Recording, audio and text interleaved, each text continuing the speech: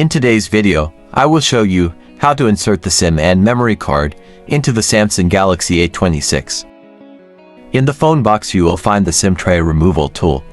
If you don't have this tool, use an unfolded paper clip or pin to open the slot instead. On the top left side is the SIM tray.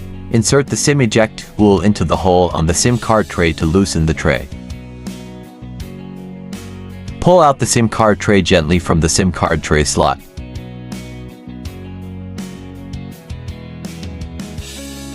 First, I will show how to insert a memory card and a SIM card.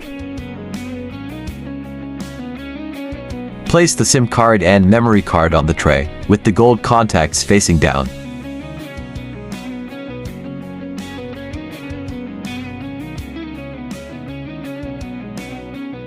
And if you want to use it as dual SIM, remove the SD card and put a second SIM in.